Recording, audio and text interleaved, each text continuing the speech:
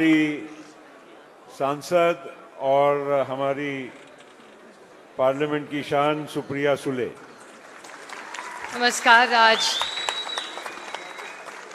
राष्ट्रीय अधिवेशन राष्ट्रवादी कांग्रेस में दिल्ली में आपका सब स्वागत करती हूँ। आप सबके चेहरे दिल्ली में देख के आज बहुत आनंद हो रहा है, क्योंकि हम सब जब दिल्ली आते हैं तो बहुत अकेला महसूस करते हैं। प्रफुल्ल भाई बोले वो बात सही है कि हमारी पार्टी ज़रूर छोटी है, लेकिन ये देश की राजनीति में एक बहुत बड़ी पार्टी है। और इसका उदाहरण अभी मैं और फैजल बात कर रहे थे कि पार्टी का जन्म 23 साल पहले हुआ। 23 साल में पहले 10 साल ये पार्टी पावर में देश दिल्ली में रही, और महाराष्ट्र में 23 साल में पहले 15 साल, उसके बाद 2.5 साल, 17.5 साल ये पार्टी सत्ता में रही है। मुझे नहीं लगता किसी का स्ट्राइक रेट इतना अच्छा है अभी तक। तो केरल में तो कब पहले से है, गोवा में भी रही है, हाँ मेघालय में भी रही है। तो स्ट्राइक रेट हमारे पार्टी का हमेशा सत्ता में रहने का है। तो जब थोड़ा सा हड़बड़ी हो जाती है तो थोड़ा सा कार्यकर्ता में नर्वसनेस आ जाता है, लेकिन जब थोड़ा सा फेलियर देखे तो जो सक्सेस है उसकी कीमत ज़्यादा अच्छी लगती है और ज़्यादा मीठा लगता है। और महात्मा गांधी के बारे में जो प्रफुल्ल भाई ने जी भी मिनट्स में कहा है, महात्मा गांधी का एक बहुत बड़ा एक स्टेटमेंट रहा है कि heroes are made in the hour of defeat, success is therefore well described as a series of glorious defeats. आपको अभी भी 2019 का इलेक्शन याद होगा। सब कह रहे थे कि एनसीपी पार्टी खत्म हो गई है, और सबसे ज़्यादा हमको 10 या 11 सांसद महाराष्ट्र में दे रहे थे। संजय बाबू आप कैसे लड़े, पता भी नहीं कैसे लड़े, हमने तो आपको गिना ही नहीं था। अब तो एमएलए भी बन गए और उसके बाद मंत्री भी बन गए, डबल लॉटरी बन गई। और 19 में जो परिस्थिति थी उससे अलग परिस्थिति आज है। 19 में लोग पार्टी खत्म हुई कह रहे थे, आज 22 में अगर किसी पार्टी की तरफ इस देश और महाराष्ट्र और हर आज सांसद भी जो पार्लियामेंट में देख रहा है, उस पार्टी का नाम राष्ट्रवादी कांग्रेस पार्टी है।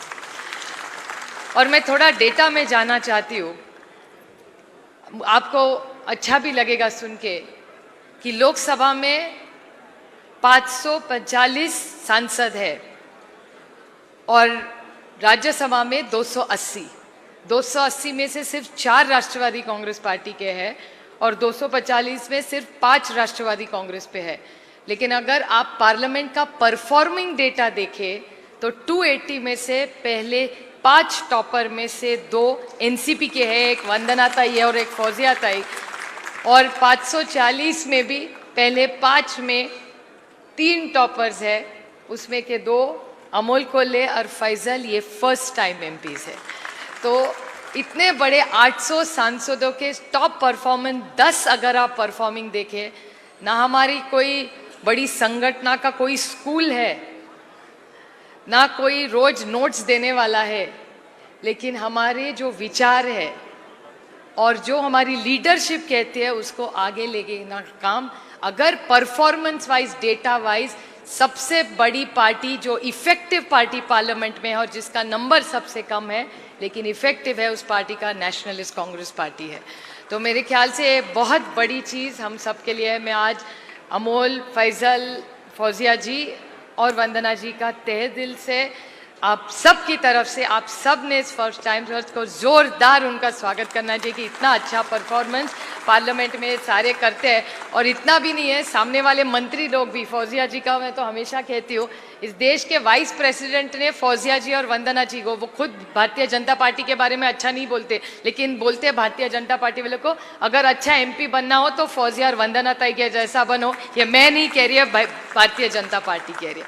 तो ये माहौल बहुत अलग हो रहा है, और जिस तरह से मेरे ख्याल से एक अलग वातावरण में आज हम राजनीति कर रहे हैं। मैं जिस कारण राजनीति आई वो ये भुजबल साहब कह रहे थे, बोले ईडी तो थी नहीं। मुझे ईडी कौन है ये भी पता नहीं था जब राजनीति में आई थी। जरूर संघर्ष था, लड़ाई थी, लेकिन वो विचारों की लड़ाई थी, लेकिन बात करते थे हम। संविधान की लड़ाई थी। और आज संविधान को कौन पूछ रहा है? नड्डा जी के बारे में मैं बोलना चाहती हूँ। नड्डा जी ने क्या कहा कि रीजनल पार्टीज खत्म हो जाए, इस देश में एक नेशन वन पार्टी है। मैं नहीं कहती हूँ, नड्डा जी कह रहे हैं। मैं सिर्फ नड्डा जी को कहना चाहती हूँ कि आप कॉन्स्टिट्यूशन भूल गए, आप संविधान भूल गए। और मैं डॉक्टर बाबा साहेब अम्बेडकर को कोट करना चाहती हूँ। अम्बेडकर जी ने ऐसे कहा है, there is no democracy without the existence and respect for opposition.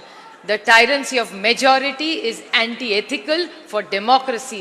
This was primarily because he understood for the deeply plural fabric of India to be protected, it was important for us to have multiple parties. मेरे ख्याल से ये सब चीज़ें हम लोगों से कहनी चाहिए। कॉन्स्टिट्यूशन, एनसीपी किससे चलती है? तो संविधान से चलती है। इस देश किससे चलना चाहिए? किसी की एक की मनमानी से देश नहीं चलेगा, ये देश संविधान से चलेगा। और राष्ट्रवादी कांग्रेस पक्ष की लड़ाई ये संविधान को रखने के लिए, बी.आर. अम्बेडकर जी ने दो देश जिसके लिए बनाया है, जिसके लिए हजारों लोगों ने त्याग किया है, जिसका उल्लेख प्रफुल्ल भाई ने किया, भुजबल साहब ने किया, इस संविधान के लिए हमारी लड़ाई है। और इसके लिए हम सब ने पहले, मैं युवा और स्टूडेंट्स के लिए ज़्यादा ये कह रही हूँ, आप सब ने संविधान पढ़ना चाहिए। और मैं केरला सरकार की और पीसी चाको जी के तहे दिल से आभारी हूँ, क्योंकि संविधान का सबसे अच्छा प्रोग्राम किसी ने किया है तो हमारी केरला सरकार ने किया है। In this entire nation, Kottayam district is the only district which is 100% constitutional literate, and NCP is an integral part of that government. I am so proud to say that. हम जब हमारी achievements कहते हैं तो इस देश में एक ही जिला है।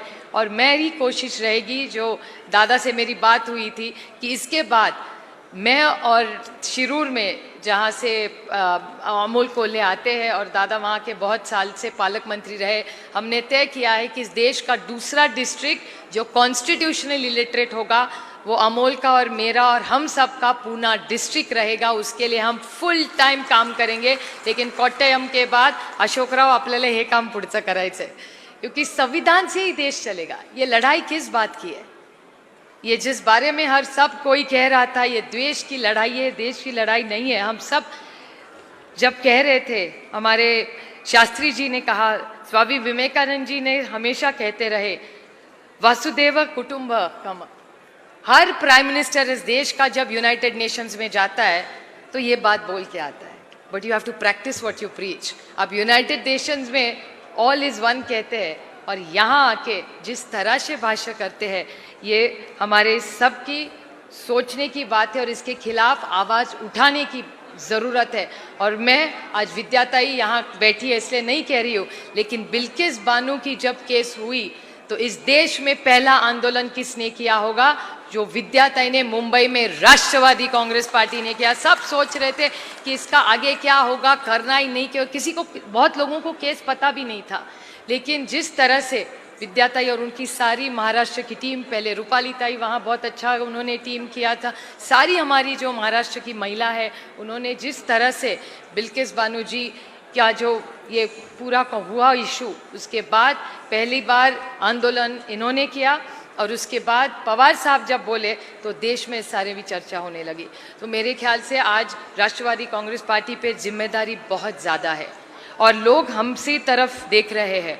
और एक दो चीज़ सिर्फ कहने के बाद मैं मेरा भाषण सुनाऊंगी कि 2.5 साल में मैं 3-4 आपको उदाहरण गवर्नेंस के देना चाहती हूँ। Why is this party different? ये हमारी पार्टी राष्ट्रवादी कांग्रेस पार्टी में नए लोग क्यों जुड़े, ये सवाल मैं खुद को हमेशा पूछती हूँ। जो स्टूडेंट है, युवा है, इस पार्टी में ऐसी अलग क्या बात है? This party is purely about high performance party. मैं आपको 2-3 उदाहरण दूँ। यहाँ व्यासपीठ पर अजीत पवार जी बैठे हैं, मैं उनका सबसे लेटेस्ट आपको एक उदाहरण दूँ। सीएजी का रिपोर्ट ने कहा है कि इस देश में अगर फिस्कल मैनेजमेंट, मतलब पैसे का जो मैनेजमेंट सरकार चलाने में होता है उसको फिस्कल मैनेजमेंट कहते हैं, इस देश में सबसे अच्छा फिस्कल मैनेजमेंट कोविड में किसी सरकार ने किया हो तो वो महाविकास आघाड़ी ने किया। और उसके जो ड्राइवर के सीट में फाइनेंस मिनिस्ट्री चला रहे थे वो अजीत पवार जी थे। ये this is why NCP is a party with a difference of great governance. दूसरी बात मैं आपको बताऊं, यहाँ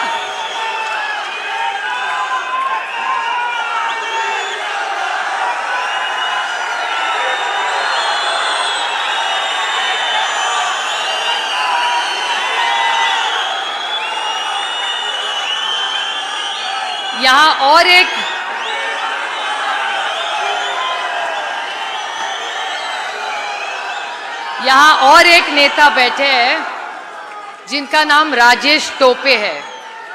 इस देश में कोविड के टाइम में सबसे अच्छा हेल्थ मिनिस्टर कौन होगा ये मैं नहीं कह रही हूँ, केंद्र सरकार का डेटा कह रहा है, मैं नहीं कह रही हूँ।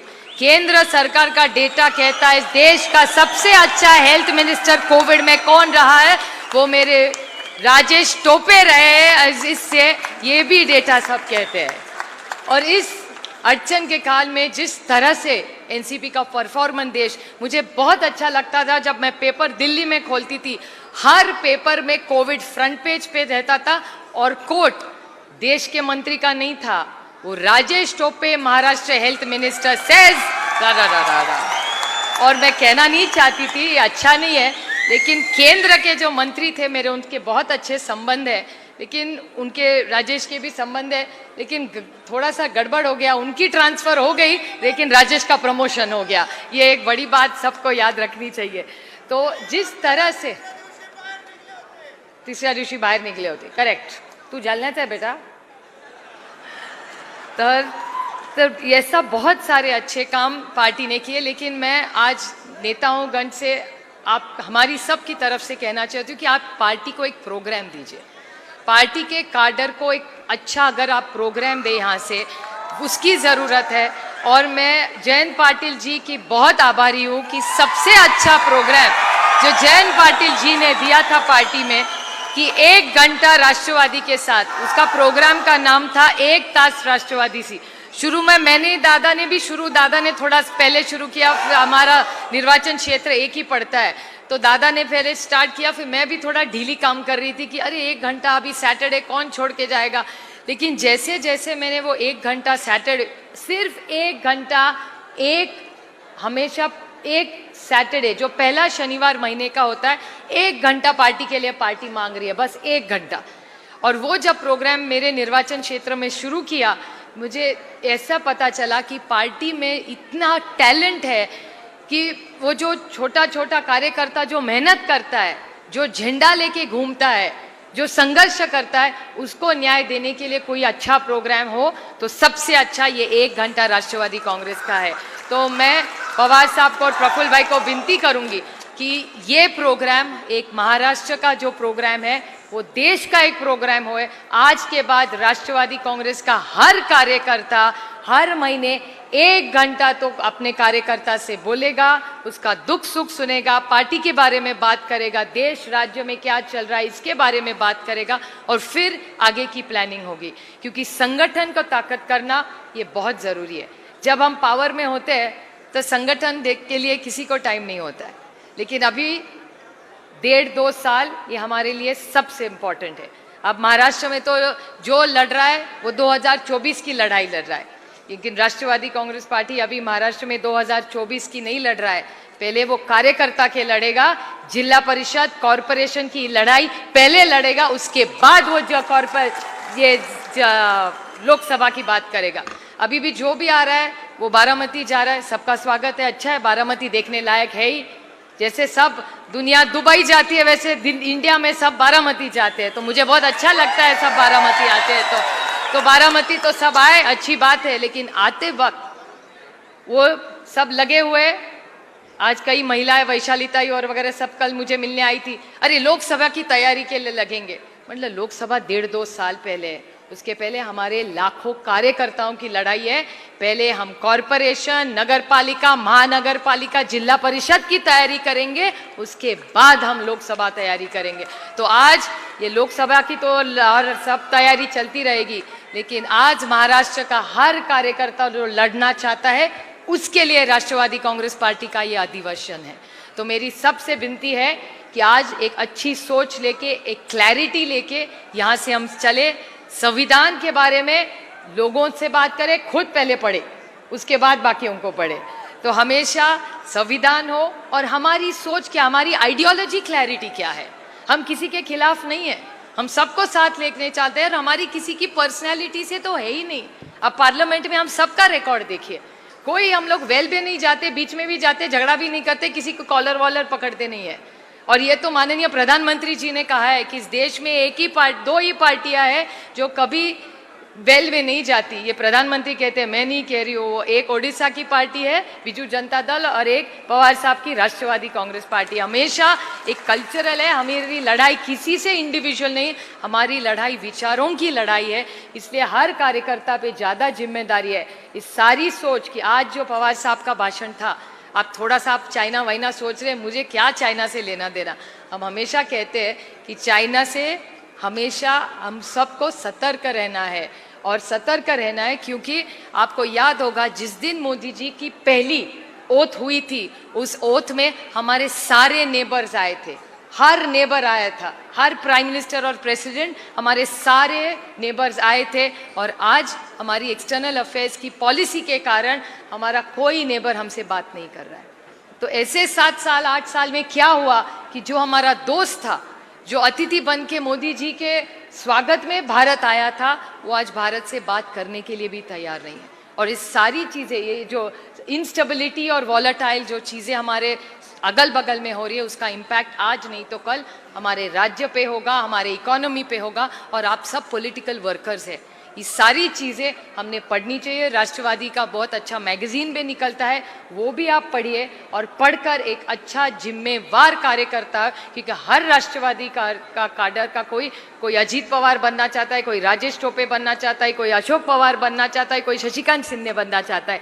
लेकिन ये सब नेता बड़े हुए हैं क्योंकि उन्होंने मेहनत की है और हमेशा पढ़कर बोलते हैं। इसलिए राष्ट्रवादी कांग्रेस पार्टी का हर नेता कार्यकर्ता ये रास्ते पे कुछ न पार्लियामेंट में गलत करता है, न असेंबली में करता है, न रास्ते पे करता है। वो संविधान से ही चलता है और आगे भी संविधान से ही चलेगा। आज आप दिल्ली आए, आप सबका तहे दिल से स्वागत करके ऐसे अधिवेशन पार्टी ने लेके हम सबको आगे की हमारी रणनीति क्या है इसमें मार्गदर्शन करते रहे।